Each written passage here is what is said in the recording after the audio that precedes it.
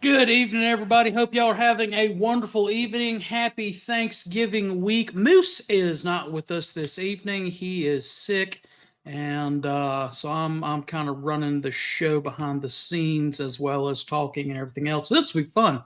That's why we started 3 minutes late, and Adam and I didn't get added onto the stream until just a second ago. I will say this. If Thomas Cartwright says it's fountain, and we'll get into that in a little bit.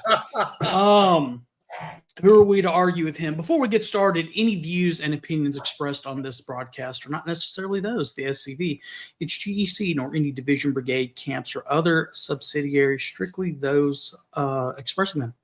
So, yeah, good evening, Adam. How are you? I'm well. How are you, Mr. Connor? I'm good. Did you get the garden implement from up under the house yet?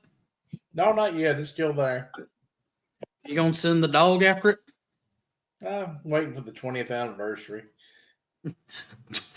20th anniversary of the hoe to be found? No, our wedding anniversary. That'd be a good gift. Oh. Just 8 more years to go. Yeah. Well, like I said, when you do that, I guess you can pick irreconcilable differences for the reason why Kayla left you. Yeah. Yep. For those that haven't seen, the mayor of Culleoka over here has been remodeling the White House of Culleoka, which is kind of funny because it is a White House, and a garden implement has been misplaced. So, yeah.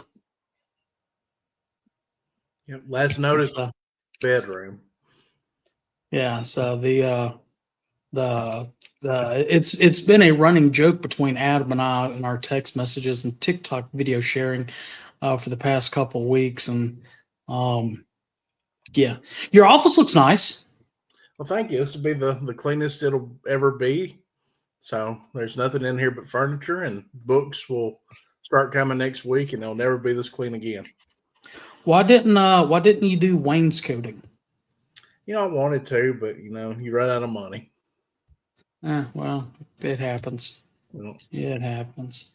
So, what we got going on at our new headquarters? I say our new headquarters. Heck, the building's old now. What we got going on at new this month at national headquarters at Elm Springs and Southern Heritage Campus and Center and all that other bam. Well, if you came to our program this past weekend, not this past weekend, but 2 weeks ago, we had John S. Perry, who has written several books about the Lees. He wrote one about Mrs. Robert E. Lee, and he wrote another about Lee as a general, as part of the Generals of American series. Very good program. We didn't have a great attendance at the program, but I think he did an excellent program. If we ever have a chance, I want to have him back, and hopefully he'll come back and do the same program for a much larger audience. But so if you did make it, there were a select few of you, but if you did make it, thanks for coming, and I hope to do that again. We've got some next. I was going to say next time if I have more time, we can go and maybe live stream it potentially. Yeah. But just join Patreon so I can afford to take off work. Well, the whole point of it is to get you into the museum, get your rear end in a seat in the museum, and you can come and see the exhibits we have and to shop our gift shop. So, well, maybe we'll record it and upload it afterwards. There you go. The Gettysburg National Military Park, for what they're worth, my views and opinions. They do their winter lecture series for the past couple of years. They publish everybody who comes in the list, and then they will record the speakers, and then like just about the spring they'll upload them about one at a time, and it by that point the winter lecture series is already over, and it helps gin up interest in what they're doing up there at National Military Park. Right. So we could potentially do something like that. Yeah, that's definitely what I want to do. This was kind of our trial run. This was the first one out of the gate. We have a lot of different and qualified speakers in the SCV, but I wanted to reach out and get somebody that wasn't somebody that we hear all the time. This was a non-SCV speaker, and he's very pro-South in his research and his writings, and it was fun to introduce him to our museum and to introduce our people to somebody outside our organization. Hopefully we'll be able to do more things like that, but we'll also be reaching out to people within our organization to speak from time to time. But like I said, it was our first one. Just wanted to see what attendance would be like. It wasn't very bad attendance, but I think an organization as large as ours and a museum the caliber of ours, I think we should have had a much larger crowd. But that's something that we can work on going forward. We do have a new artifact this month. I think I shared a picture of you of a little instrument. Did you see that one? Yeah, I did. I was wondering what it was. I've got it uploaded in here. Let me find the picture of what looks like a harpsichord. You're close. It's called a melodeon. And this is a miniature, I call it a miniature pump organ, which is basically what it is. You have the two pedals there and you pump it. And once you do that, it plays like a mini organ. And this is new to our collection. It came to us on loan from a lady in St. Louis, Missouri. I picked this up when I went through there a few weeks ago. And this has a Tennessee provenance. When the Confederate Army passed by her ancestors' home. This is a very mobile instrument. The legs come off, it assembles and can be packed away. She carried this out into her yard and played it for the troops as they marched by. And all this is documented. We have the documentation that goes with it. Now, we actually have the quilt that her grandmother would ship it in when she moved it. So we have two great artifacts that we're now going to be able to put into I call it the home front section of the museum. I was going to say, when you said Tennessee provenance, it's the Melodia that Rocky Top was written on, but I don't think that yeah. Anyway, well, that's pretty cool. So when they marched through, which campaign are we talking about? I haven't gone into that too much, but I've seen the documentation. I've seen the article that came with it. It's all documented. I can't remember off the top of my head just when exactly it was. I'm thinking it was Hood's campaign. Bring this out in her ancestor place for the troops. So and that would add a little bit extra to it, the story, because there's the famous story of as the Army of Tennessee crossed into Tennessee, there was the sign that was painted. What was it, Tennessee a free home or grave? Something like that. Yeah. Have you seen? I'm not plugging Beauregard's Taylor. Would love to enter into a sponsorship, especially if he'd like make me a free free frock coat. And he is at least friendly somewhat to the cause. But have you seen that he is reproducing house flags with that on it? No, I haven't. Let me see if I can pull it up. Yeah, I'm on his site right now. I'd like to see that. It should be on your screen. Oh, I see that. Actually has patches too. Patches and stickers. He's got a whole Battle of Franklin T-shirt, Battle of Franklin collection with with stuff. And if anybody, and I will say this about Beauregard's Taylor. So he was doing a certain Mississippi unit flag. I'll see if I can pull it up. It was the Lowry Rifles, which is a company in John Adams' brigade. We'll talk about that a little bit later. The Mississippi Division actually paid to restore that flag. Yeah,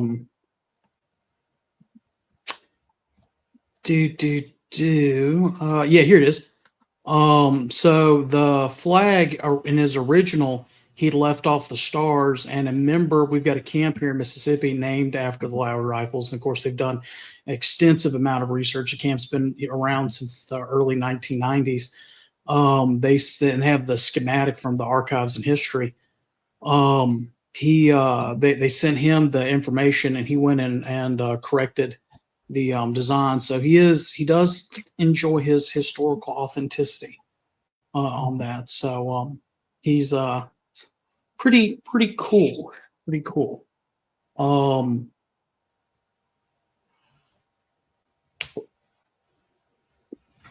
Well, so of course we are in the 160th anniversary of Franklin.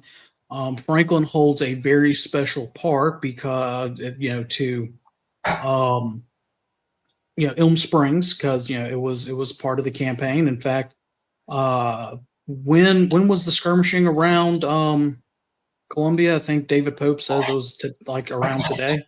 Yeah, it was 25th, 26th. They were in Columbia until the morning of the 29th because they met the Yankees there in Spring Hill that evening.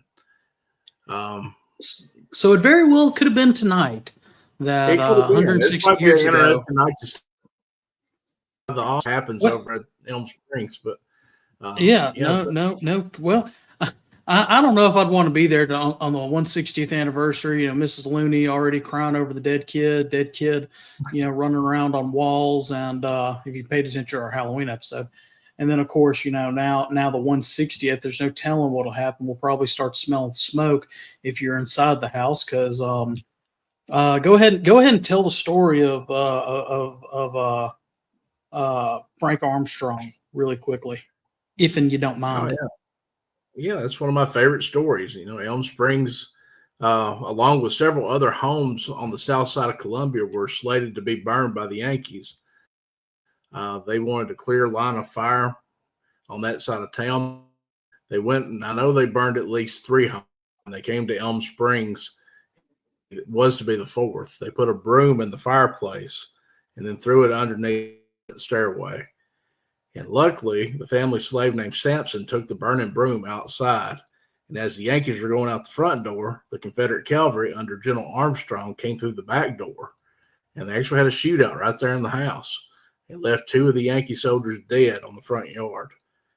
Another one going across the street. If you've ever been to Elm Springs, there's another home on the neighboring ridge that looks just like Elm Springs. Another Yankee was going with a bundle of kindling to burn that home down.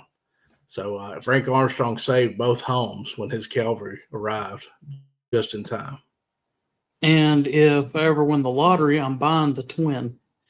I'm buying the twin, and I'm going to let Adam live in it. So sounds like a good deal to me.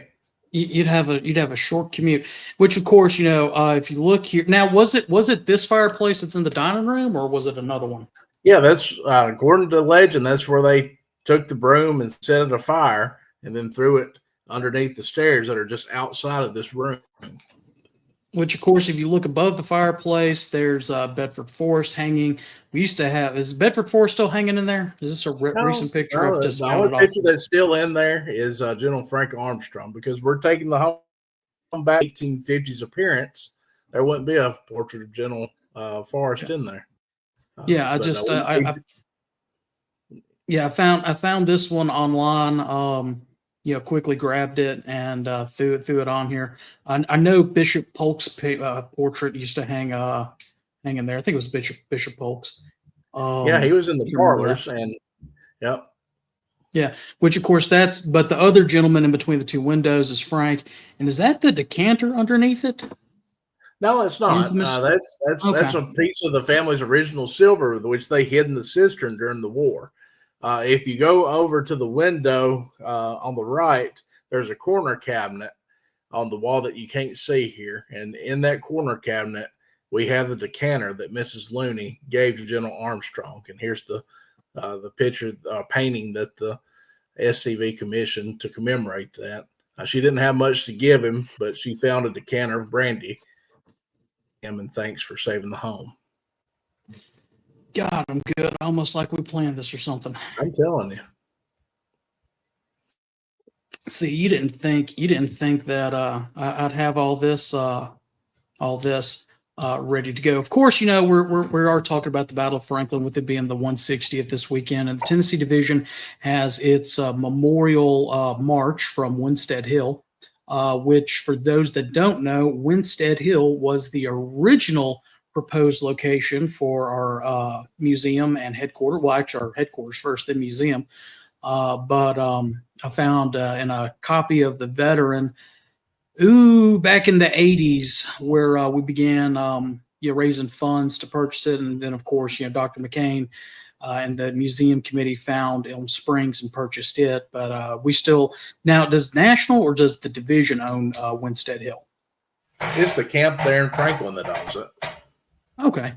So it's still SCV property. And if you go up there, there are monuments to each state that participated in the battle, and some write-ups about it. It's absolutely beautiful. Encourage everybody. It starts at 2 p.m. Stepping off this Sunday, and it's about a 3-mile walk. So if you're going, plan accordingly with your footwear. And and of course, there's a bunch of historic sites to see while you're up there. One that I've yet to do it. When we had our national reunion in Franklin, when Paul was elected, that would have been the year before you got hired. I'm trying to backtrack. 2018? It was 18. Right? Yeah. Yeah. And I was actually there. I was leading a tour that day. Okay. During one Well, of the days of the reunion. Yeah. I didn't. I hadn't met you then. But Yeah. Well, nobody had confused us for each other. One thing that is on my Franklin bucket list, and I was like a week behind doing it. Was the Masonic Lodge up there in Franklin. The Hiram Lodge number 7 was used as of course, as a hospital, but also as a federal barracks during the federal occupation between 62 and 63. And there's where federal had signed the wall. I wanted to go either sit in that lodge or actually go visit and tour that lodge. I just didn't have time. But it's on my bucket list to do that. yeah. Next time you're up and there's something going on, we need to go do that. That's I've actually attended degrees in that lodge, and it's taking to be in there and think of all the history, because not only does it have the war between the states history, Andrew Jackson's been there. So Yeah, treaty with the Choctaws in 1830.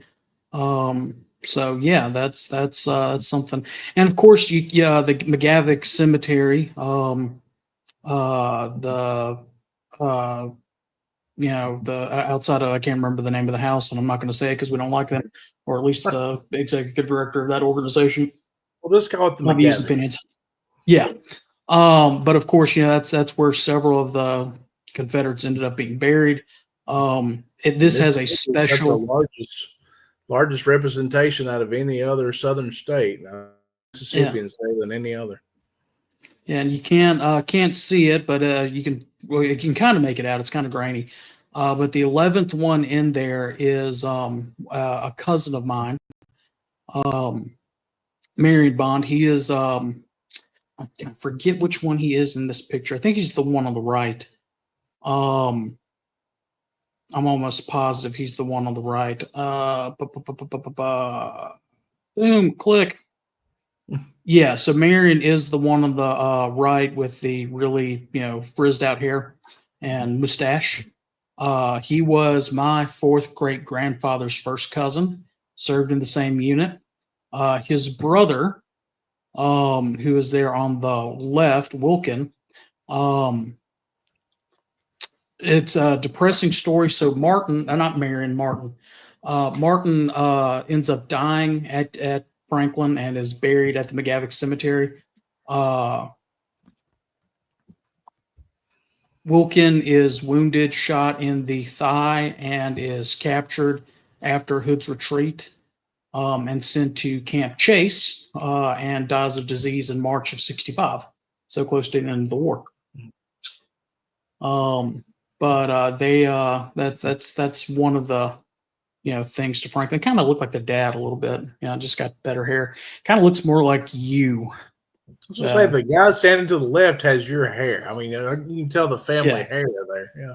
Yeah, but but dad there in the center, Russell, he's got the family build. That's my family connection. My fourth great grandfather eventually gets a furlough there at after Nashville and makes it back home, and his furlough is not over by the time the unit surrenders at the end of the war. So, but Franklin, and I know you've got some stuff and some pictures from the museum, just a couple of other little things to think about. Of course, there's another picture of the McGavick section. Big shout out to the UDC for the past couple I say couple years. But they've led a huge and I don't know if they've gotten all the stones, a fresh stone down. I know that they were working on it for years. I know the Mississippi UDC collected money for it. But I think the UDC owns that cemetery, don't they? Or is it as far as I know, the UDC organization? Does. Okay. But of course, while you're up there, you need to check out the Carter House. Just, take everything they say with a grain of salt, my views and opinions. Of course, that's the inside of one of the rooms there at the Carter House. You can see the bullet holes where literal hand-to-hand combat happened. And Fountain Carter, here we go, there it is. And his family hid in the cellar while his son Todd, led an assault. Todd ended up passing away. Todd was, as we've said in this program before, Todd was lucky because he actually got to die in the bosom of his family. And so many thousands of other, hundreds of thousands of other Confederate soldiers didn't get that luxury. And Todd is buried in Franklin. So that's a place to check out and see. And then, I've just got this picture, which I absolutely love because of two stories. The first story you see there, there's the two colors in the right-hand side. There's General Claiborne taking his, death. Right below Claiborne, there is a drummer boy.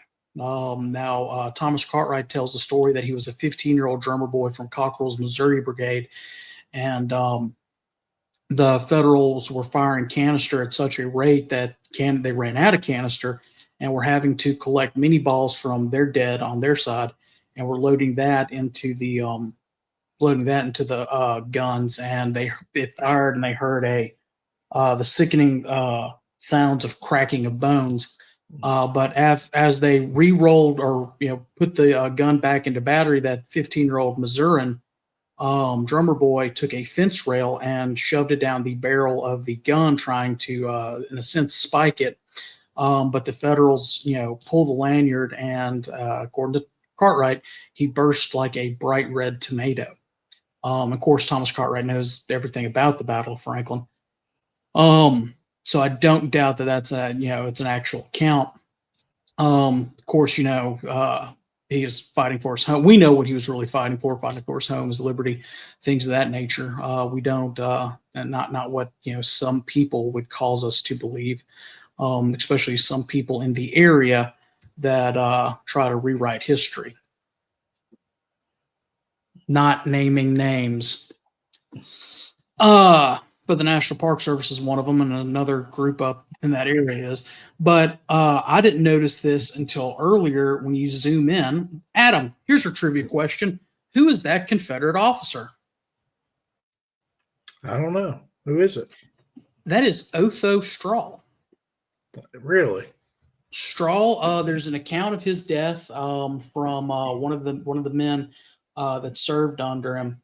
That said that when they got into the trench works, it was so high up, which again, looking at this picture, you can see how high it was, that the men were literally having to, they weren't even looking. There's so much fire coming across. And Cockrell even wrote that many men of his brigade, which is just right beside Cockrell, or right in Cockrell's line. I think Straw was his division commander. Or brigade commander, no, division commander. Anyway, digress. That the men literally bent down like they were running through a rainstorm trying to get there. But the Federal fire was so great that the men who were standing up, and you can kind of see that, the casualties in the trench, that they were literally passing their rifles back, and men were loading them and passing them up. And as somebody would get hit, somebody else would go in and take their place. Well, Straw gets down there and he's loading rifles and passing it up to his men. And he accidentally gets a little bit too high over the works and catches his 3 shots. That ends up killing him, being one of the major commanders that passes away. But Franklin, of course, being right outside of Columbia, and as we've mentioned, on the march in Hood's campaign, plays a key thing in there. And of course, we have a lot of historical artifacts at our museum that are on display or have been on display that tell a little bit about the Battle of Franklin, right? Or the campaign. The campaign, yeah. So you want to talk about them? Yeah, let's put one up, see what we have. Of course, Watkins, Murray County, Columbia, Tennessee was the home of Sam Watkins. I say Columbia loosely. He grew up in the Zion community, which is just about 10 miles away from Elm Springs, basically. If you've ever been to Ashwood Church in Ashwood, Tennessee, that's not very far from where Zion is. But this is, of course, portrait of Sam Watkins in uniform. And you see the H on his hat. There on the table, this table came from his house. This is Sam Watkins' own piece of furniture. The book that you can see standing up is an original copy of Company H. And this started out as he was articles for the Columbia Daily Herald as he remembered the war. And he decided to put all those articles into one volume. And that's how Company H was born. And Ken Burns, he really made Sam Watkins famous, more famous than he already was, by highlighting his book and his documentary, The Civil War. And Sam was at Franklin, and he writes about it. And I can remember him writing that he wished that he.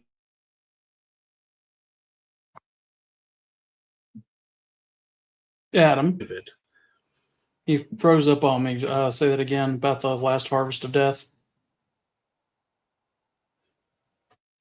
Yeah, that's what he called that chapter, The Last Harvest of Death. But he said he wishes he could tear that page from his memory so he wouldn't ever have to remember it again. And then, of course, before Franklin, there was Spring Hill. Yeah, and that was the great fiasco. They had been fighting all around Columbia for a few days, a lot of skirmishing on the south side. They tried to burn down Elm Springs, but Hood is, I describe it when I'm talking. So I'll say, remember when General Patton said you have to hold them by the nose and kick them in the butt? I'm cleaning that up. But Hood's thinking he's going to hold the Yankees by the nose and kick them in the butt. He's got them there bottled up in Columbia, and Hood's going to try to feint and go around to the east, cross the Duck River, and block them from going north. He's going to get to Spring Hill first. And it was a great plan, and it nearly worked. They met in Spring Hill. They started fighting around dusk, and then it gets too dark. They can't figure out what's going on in the darkness. So supposedly Hood orders the road cut. And during the night, the road was not cut, and the Yankee Army was able to slip away. Now, local legend, and again, I deal a lot with Murray County history. That's kind of passions. This is my hometown, and I think everybody should be interested in their hometown history. General Hood went to sleep at Oaklawn, the Thompson home in Murray County, and this is the very bed that he went to sleep in. And some folks will say that he was drunk that night, and because of his drunkenness, he allowed the Yankees to slip through in the middle of the night, and woke up to find a deserted battlefield the next day on the morning of the 30th. Well, he had one leg, so how can a one-legged man kick somebody's butt? He had one arm, how could he grab him by the nose? And only having one arm, one leg, and having to be tied into a saddle, I imagine he was, not the biggest John Bell Hood fan. No, but he blames Frank Cheatham. I mean, he clearly lays the blame on Frank Cheatham, says that Frank Cheatham was not following orders and did not block the road. And they have morning breakfast the next morning, the morning of the 30th at Rippavilla, also in Murray County, just a few minutes ride away from Oaklawn. And when they have breakfast there, they say that Hood was wrathy as a rattlesnake, and he was striking out at everybody. And they also say that General Forrest got so perturbed at Hood, he told him, if you weren't half a man, I'd kill you. So things were heated around the breakfast table that morning. Yeah. Yeah, I love that quote. Picture of the chairs collection somewhere in those photos I sent you. Don't remember. You didn't, I don't think. Let me go back and check. It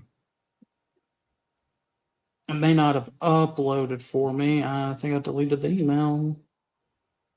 Harrison, God love him. I didn't send it to you. So, aha. But we do have the Nathaniel Chairs collection at the museum. Not really anything in the Nathaniel Chairs collection is about the Battle of Franklin, but it was the Chair's home where they had that breakfast the morning of the 30th. Yeah. Yeah. I still think we need to have one empty boot sitting over there on the side of the bed. Tell that part of the story. And in preparation for this episode, I asked Adam if we had any artifacts, and he said that we did. And I said, no, we have the bed and some of the Sam Watkins stuff. But he said that we have a battle log or witness log. Yeah, witness log. This was cut off, of course, the battlefield there at Franklin. You can still see some of the projectiles. They peeled some of the bark where you can see what's in there. You can see some, looks to be different canister shots in there. You can see a mini ball sticking up halfway in the center up top. And it's kind of cool. You got to imagine all that lead's flying everywhere. And these trees standing bore witness to it. And over the years, as they went down, people would save those sections as prizes. And we're glad to have a piece from the Franklin battlefield. And I asked Adam if we had, or if it was on display, or if we've ever had a Battle of Franklin flag. And Adam said yes. And now, is this one currently on display, or is it a one that is part of the ongoing rotating ones that the State History Museum has partnered us with us? Yeah, we have a good partnership with the Tennessee State Museum. This one is currently on loan at the museum. It's from the 11th Tennessee, and they were given this flag early in 1864. Well, I say early in 64. They were given this in Dalton, Georgia, before Atlanta. And kind of rare because it is a second national design. Don't see many like this. They purported that this flag was captured at Franklin, if you read the narrative there on the left. But the State Library and Archives Museum, they did more research, and they found that the 11th did not have a flag captured at the battle that day. But it was there because the 11th Tennessee was involved at Franklin. Well, at least the men that followed that banner into battle, they were there. So, which, looking at the battle honors on it, we're looking at Cumberland Gap, Tazewell. When was Tazewell? I'm not sure. I always like Tazewell because they have the Z backwards on it. January of 64. Okay. So that would have. So very well, because my ancestor, so like in my reenacting, my personal colors are a second national that their unit was issued prior to the Atlanta campaign, and it was captured at Peachtree Creek during the Atlanta campaign. Excuse me. So I'm thinking that okay, Bob. With the reissuance of colors and stuff like that they were going with national variants. We need to do another fun with flags episode. Yeah, we do. We haven't done one in several years. We'll wait for March. And then you sent some other pictures in that look like pretty close to Excuse me. Right after the war photos. So, yeah, we have a great collection called the Major General William D. McCain Library, and in pretty much every Confederate veteran that's been published. And these pictures came from Confederate veteran magazines in the 1890s. So we're just a few decades removed from the war. You have to imagine Franklin, the landscape there hasn't changed very much there. So this is, if you're going into Franklin, this is the south side of Winstead Hill. So if you go north, those hills that you see in the distance, the one on the left, that's Winstead Hill. Yeah, there's a gas station kind of where that fence is now. Yeah, a lot of development up there. We're kind of close right here to where Harrison House is. Harrison House would probably be to the left of this picture where the photographer is standing. And that was, of course, Then, used it by Wood, and it uses the hospital as well. John C. Carter, yeah, after he was wounded, he went there and died after the battle. not to be confused with Fountain's son, Todd. Right.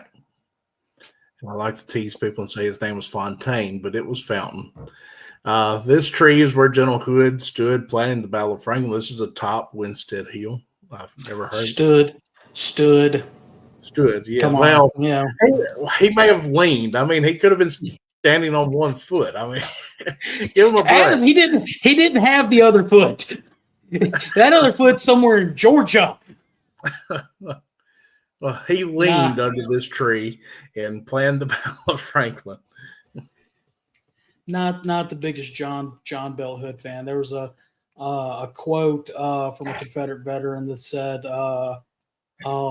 something along the lines of the furnaces of hell will be lit or fueled by the cries and wails of the widows and orphans of the Battle of Franklin for John Bell Hood. And I'm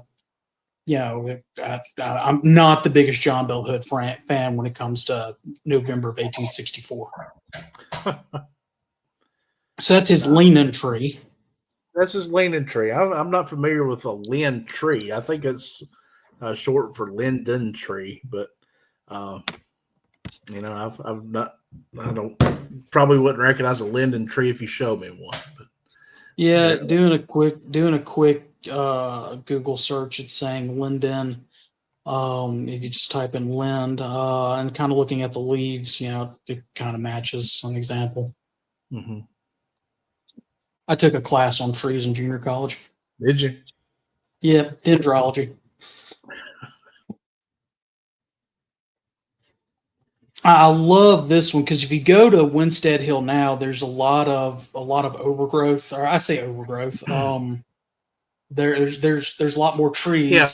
Like a leaning tree, and you can't really get a good bird's eye view. I mean, you can get a kind of a good, you know, decent one from the observatory. If you go platform. probably in January when all the leaves are off the trees, you might be able to see from Winstead Hill. But if you go today, it's a lot of vegetation there. It's kind of hard to see what they were seeing. Plus, if you can see what they were seeing, it's all developed. This shows you it was wide open in November of 1864. And this was twice the distance of Pickett's charge. This was about a charge of over 2 miles. And these men were pushing off from the base of Winstead Hill and marching north. And this picture's south going north from Winstead Hill. And it gives you an idea of the openness. You're vulnerable. You're facing cannons, and you're pretty much cannon fodder all the way up there. So, and you have no artillery support. Yep, all your artillery is still back in Columbia at this point, or on their way from Columbia. Yeah, this was one that I found just Googling, but that's taken from the I think this is a 1870s era picture, but it's taken from the federal lines looking toward where the federal lines looking towards Winstead Hill, and you can kind of see, you know, this. Well, let me go back to the picture. That tree on the left-hand side, all the way in the background, you can kind of see there's the weird top to it, and then that's got the same weird top. So that's looking from the federal perspective and imagining those thousands of Confederates coming at them with the tutors and the shooters both in line. That's one thing that is so, and we talked about that drummer boy earlier. That's so interesting about the Battle of Franklin, and Hood punishing the Army of Tennessee there. My views and opinions. That the musicians for the most part were used as stretcher bearers, medical type deal, ambulance corps. But the Confederates in their accounts remember that the musicians actually went in with them, and they documented that because it was so weird that it happened. But anyway. The band's playing, bayonets gleaming in the sunlight. I mean, it had to be something to see. And even the the Yankees, most of those boys wrote how they were in awe of what was taking place, just seeing those men coming at them. It had to be something to see. Yeah, there's a post-war account, and I think it was Schofield. I'm remembering this from a talk that a guy in Mississippi gave a couple years ago. Um, I think it was Schofield that after the war was over in Prussia or Germany, and right after the Franco-Prussian War, and the Prussian army marches in review. Um, and the German officer, I don't think it was the Kaiser, but he asked him, "Have you ever seen any grander martial scene?" And he says, "Yes, the Confederate Army of Tennessee, November 30th, 1864." That's from an enemy. Yeah. So. So then we get, of course, Franklin, where how many was it? 5 generals ended up passing as a result. States Rights Gist, Carter, Straw. Well, Carter was wounded, but then later died. Later. Straw was killed in combat. Of course, Claiborne, of course, which is the spot where Claiborne fell. Yeah.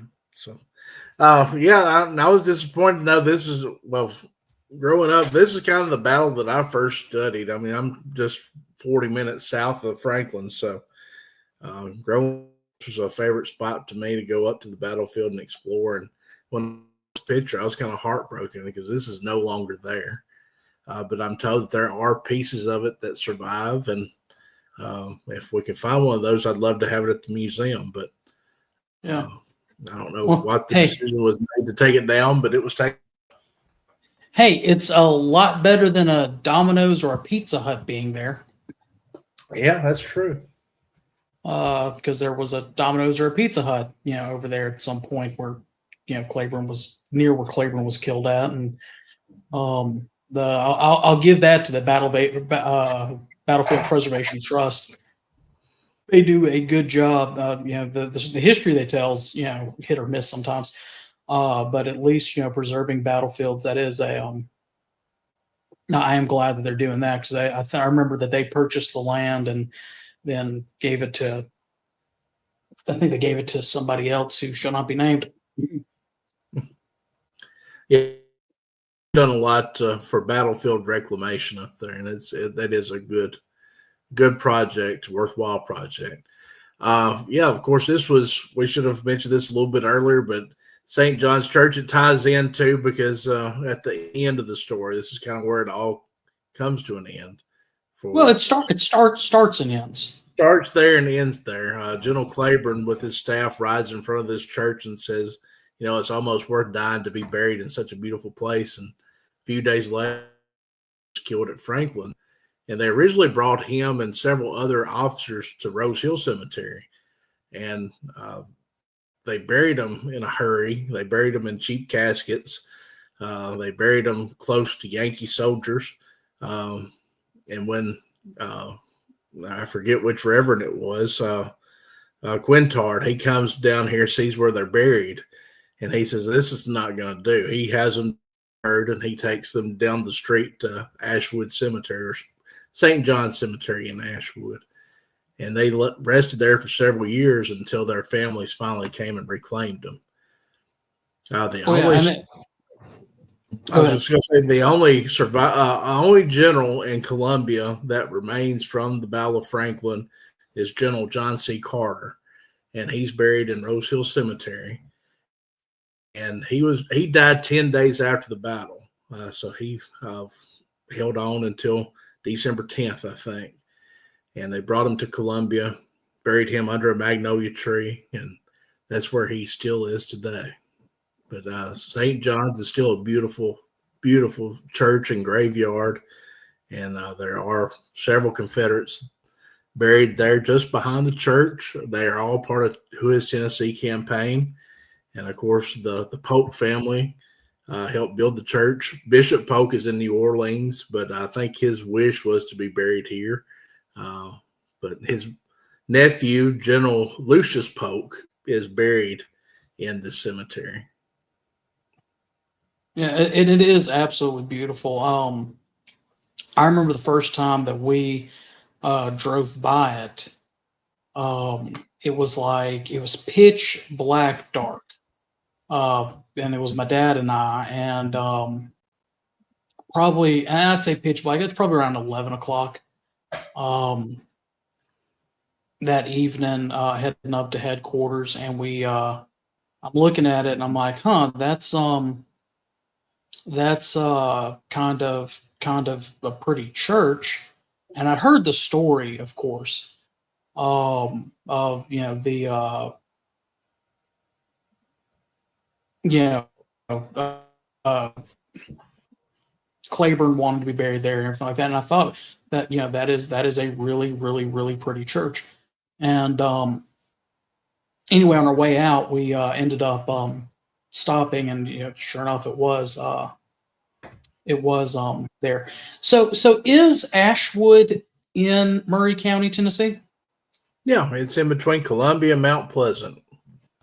Yeah. So, and you said the only Confederate general, did you say in the county or in the city? No, the only Confederate general that died from Franklin is buried in Rose Hill. We still have a Okay. couple. There may be a few other generals in town. But I know General Lucius Polk is in Ashwood. Yeah. Well, there's one that last time I was there, I was very General Nathan surprised. Forrest is in Columbia now. So Yeah, I was about to say. The last time we stopped at St. John's was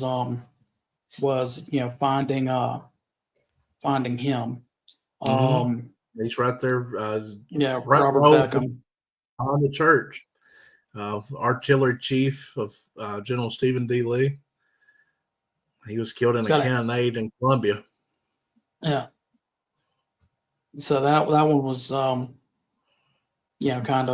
kind of, and of course, definitely stopped. What I loved about him was before the war, he was a topographical engineer, which is a very underrepresented or talked about portion of history. So yeah.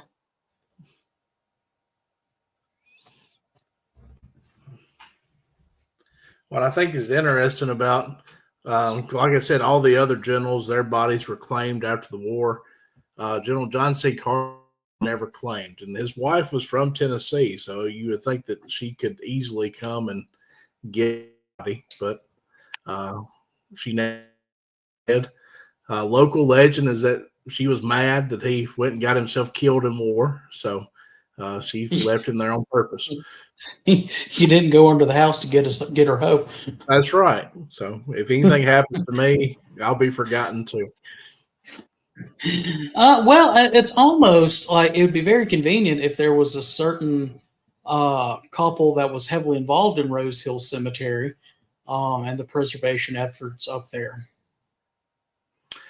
Yeah, I mean, I enjoy having him. He's our highest ranking officer there in the cemetery, and I make sure his grave is well tended, and he will have a wreath coming up for Christmas. So we take care of our own.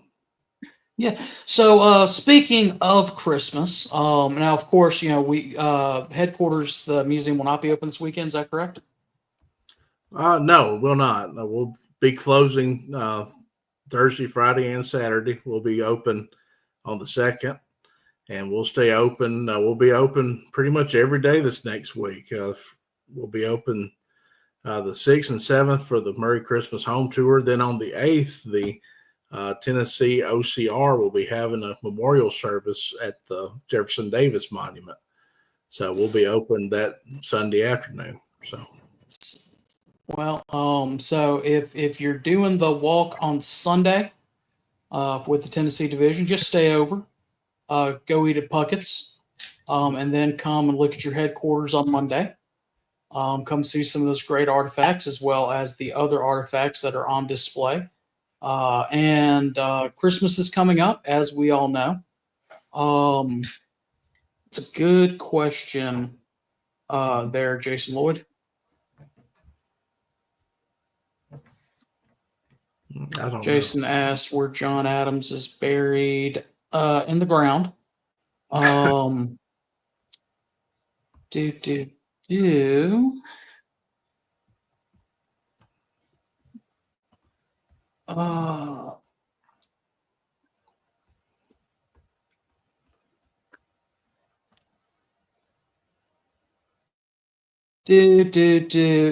Maplewood Cemetery in Pulaski. So right down the road from headquarters. know. I did know that. He has a beautiful, basically a marble statue of himself on top of his grave. No, I'm thinking about another general. I'm thinking of he was wounded at Franklin, and he came to Elm Springs to convalesce. So, who am I thinking of, Connor? I have no idea, but with so much information, it's easy to get stuff stuff confused. John C. Brown. That's what I'm thinking of. So that's probably what you think about. So we have John C. That's like Brown an and hour. John Adams are just right across from each other, basically, in Maplewood Cemetery. And John C. Brown has a much more impressive tombstone. Like I said, it's basically a statue of himself in Confederate uniform. He went on to be a Tennessee governor after the war. They're pretty much just right across from each other. Searching through the Fonda grave, James Brown.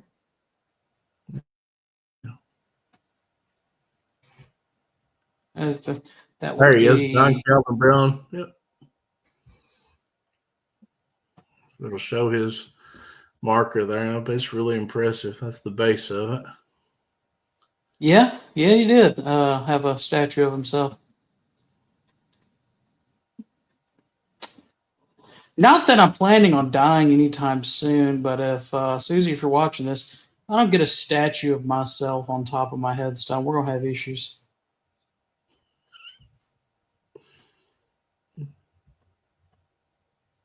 Take a second, mortgage out.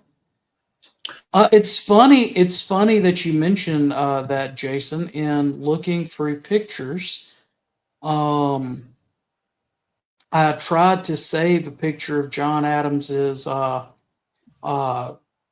that he was supposedly on at Franklin at the former Museum of the Confederacy, which doesn't exist anymore. So, support the National Confederate Museum, especially by sending donations, especially because it's coming to the end of the year and you need a tax write-off so the federal government doesn't take you for any more money. Send it to us. Isn't that right, Adam? Looking at that, I found a picture of it on there online. So, and as we're talking about wrapping up the end of the year and wrapping up this episode, Christmas is coming up. It's just, go ahead and start getting your orders in now for your headquarters shop. There's a lot of great stuff that headquarters has, including the new luggage line that was unveiled at National. Excuse me. Hiccup Very there. good, very good tote bags. I carry one myself when I go out of town.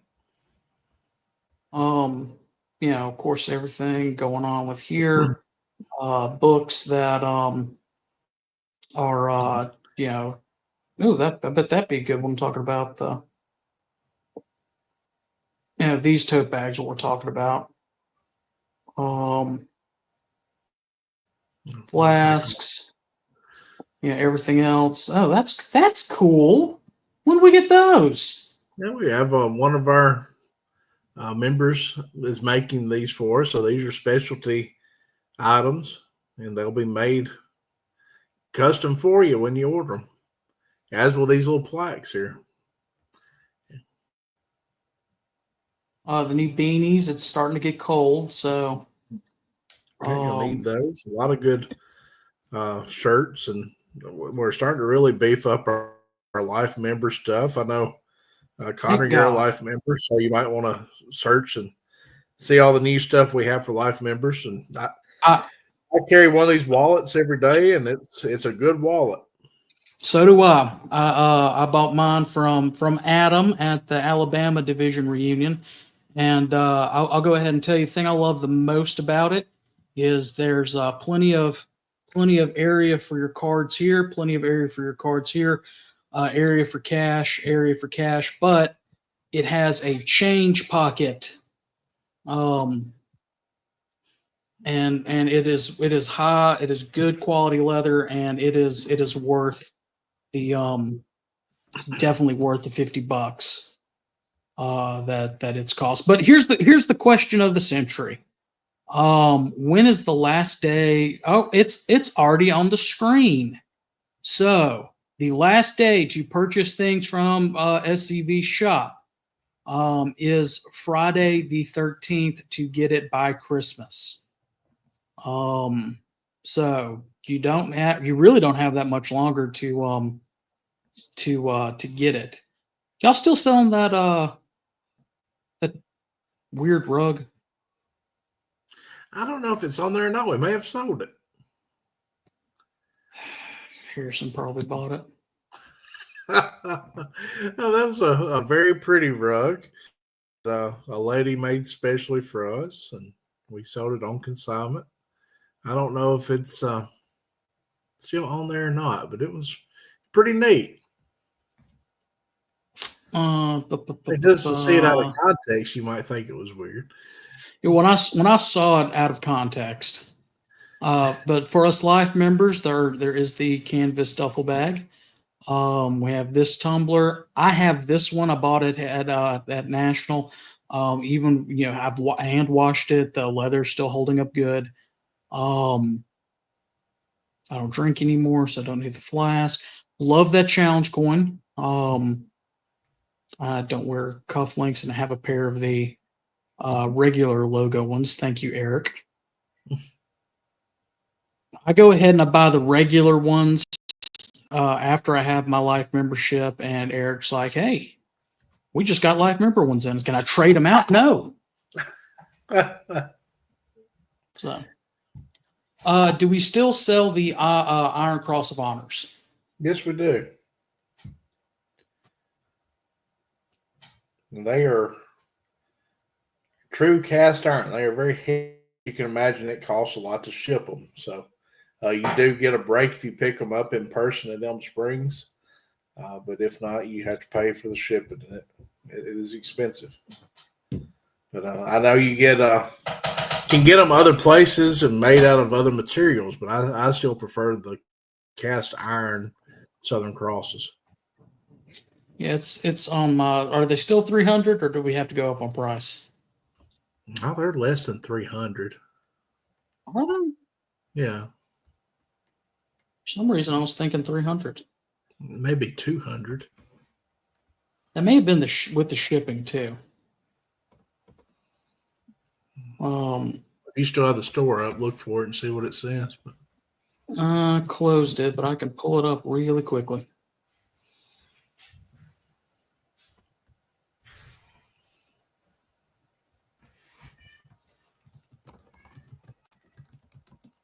Is that a cat? Can you hear? I just want to know if that's Adam's house cat. Our house cat.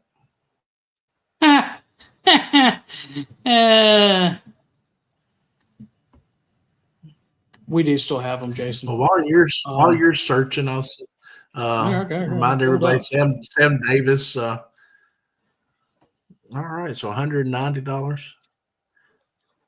And I think that does include shipping. Well,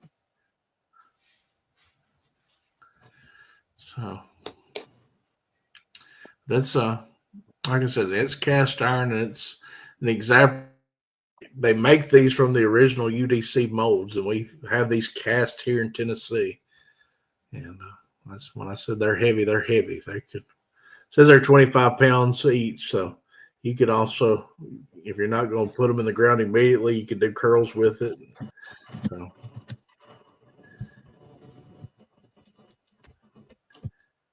And I think I sent it to you. Do you remember that flag and grave etiquette thing?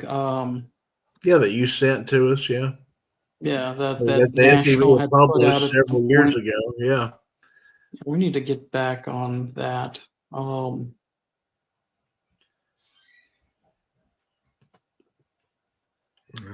trouble with that is most of these, you go to the older cemeteries like at Rose Hill, the UDC put out most of these several years, and they put them out where they wanted them.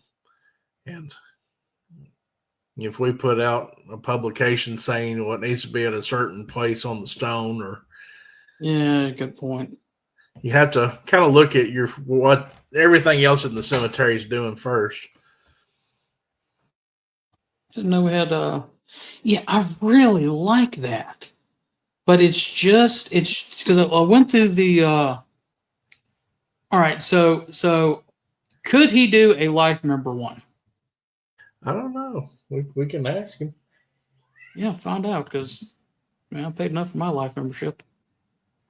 And then of course we have the SC of the 1896, the non-member stuff. So that's good if you have a friend or a spouse that's a friend.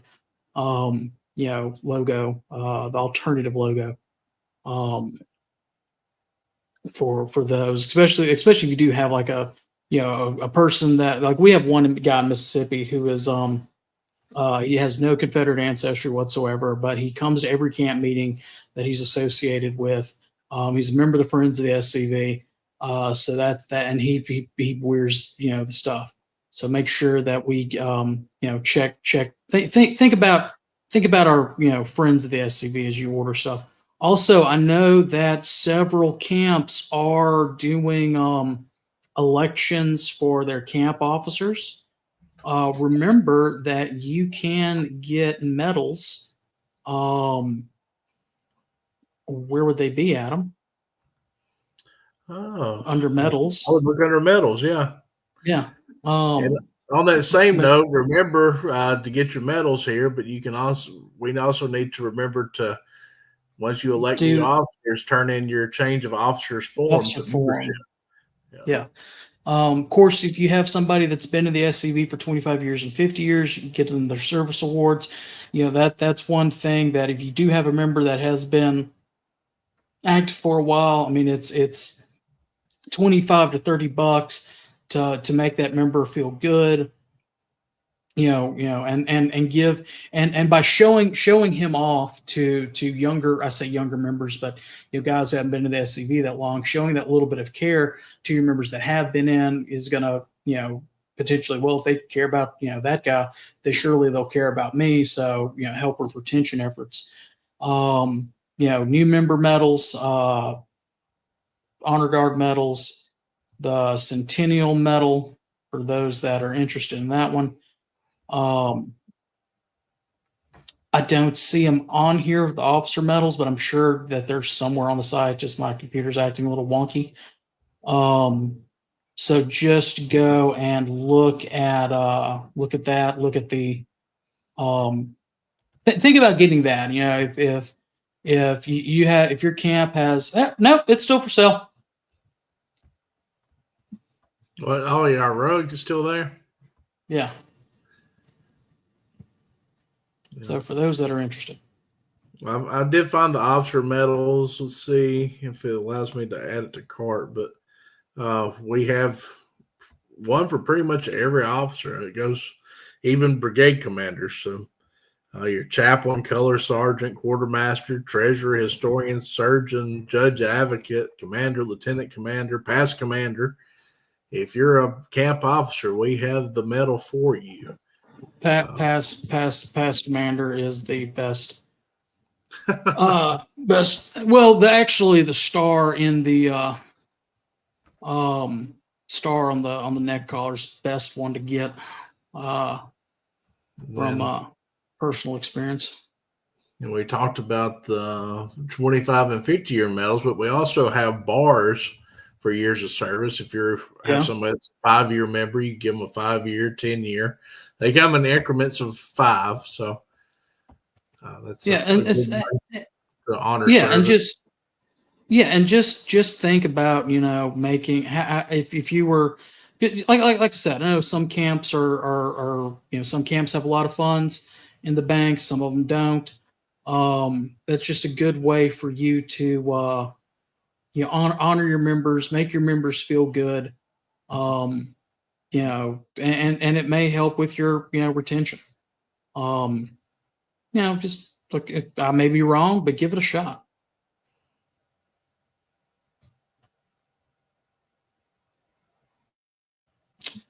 Do. You need to sell. You need to make it to where people can order the ribbon offline. Yeah, maybe we may be getting low on ribbon. I don't know. We may have to be reordering some of that. Somebody goes up there and whenever he can tries to bum some.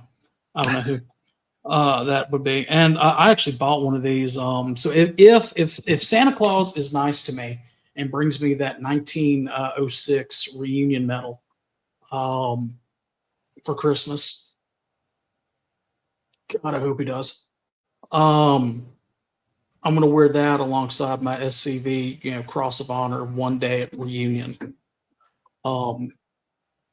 Just for giggles.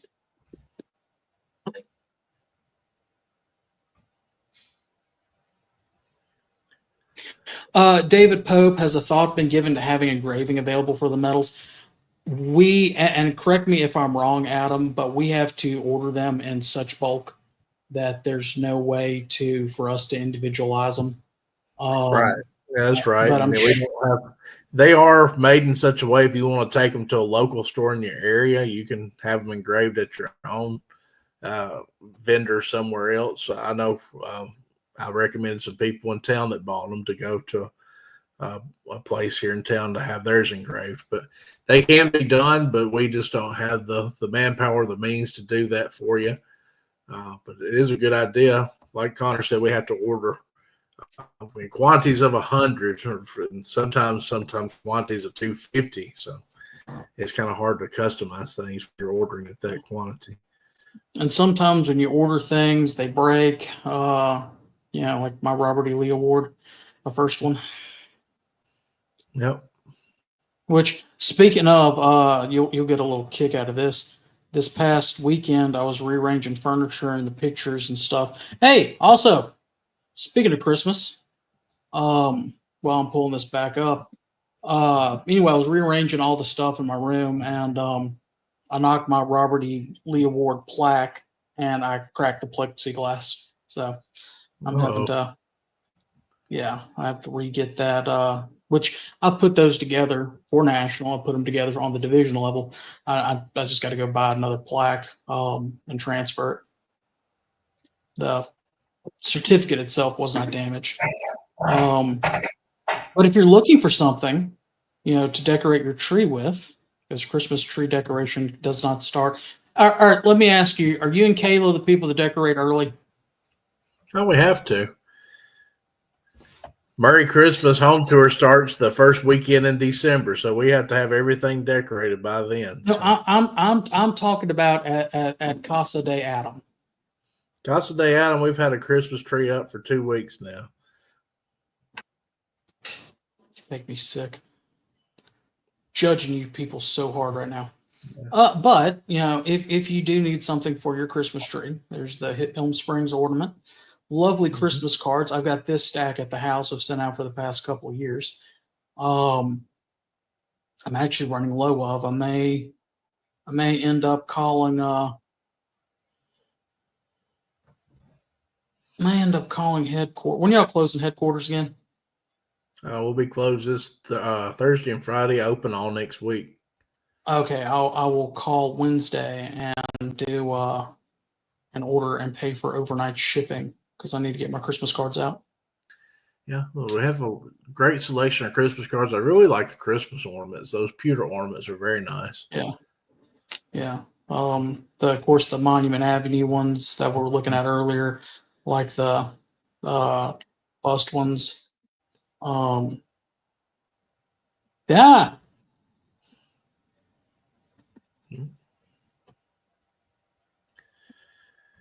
Yep. So you could do all your No. Christmas shopping at Elm Springs. You really could. I mean, and if you do not do your Christmas shopping at Elm Springs, then please consider shopping at our bonfire. So what better way to help SCV chat by going to scvchat.com and go to support us, join our Patreon, but also go and buy one of our t-shirts. Somebody did buy one of these earlier. I appreciate that person. Of course, we have a kind of stealing the idea from Beauregard's Taylor a little bit with the design. A quote and the signature. It's our Southern Signature series, and of course, this one's Jeff Davis. All we ask is to be let alone. It's our most popular one that we sold. Available in all the Army colors. So this is yellow one for the Army of Tennessee, blue for the ANV, or excuse me, ATM, and red for the ANV.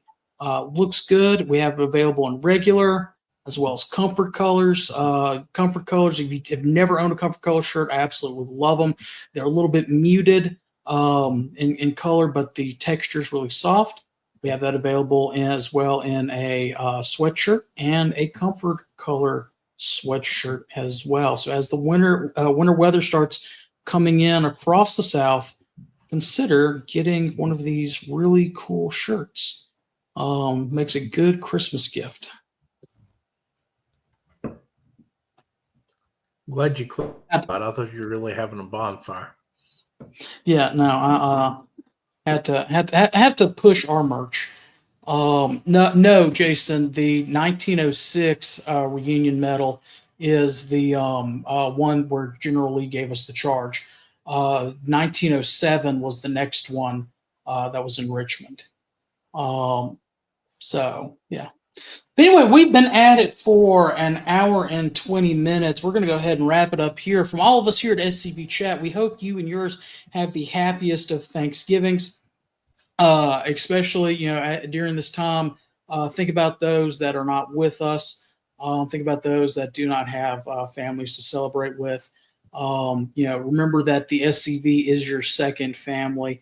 Remember that as the end of the year is coming up, and if you need somewhere to make a tax-free donation, scv.org, donate now. Donate to any of the funds, including the museum debt or the disaster relief or heritage defense or something like that.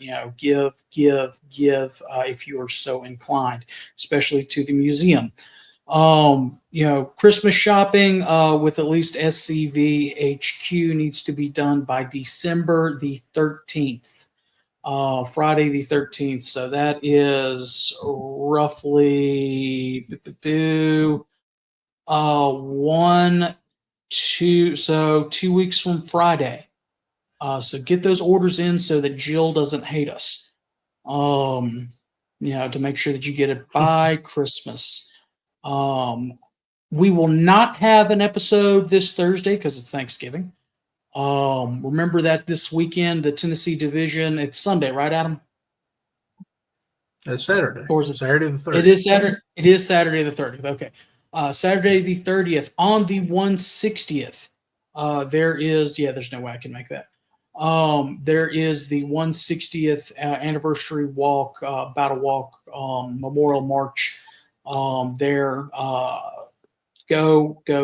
and support the Tennessee division with that. Honor those brave men who were, in my opinion, punished by John Bell Hood, who should have never been put in command of an army. He should have been sent out to pasture after that leg being lost, but it is what it is. Monday morning quarterback doesn't help with anybody. And I think that's about it. We'll be back next Monday. Next Monday, we will have we're going to watch the Virginia Project video that Abbeville Institute put out. So that'll be a good long episode. Until then, in the words of the late and great Harold Philpotts, have a happy Thanksgiving, and remember, no Fumar in the elevator.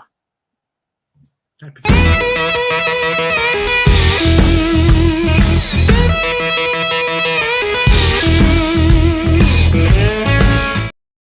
Wait, I think Harrison has this to where if I hit end stream, it'll do the outro for us.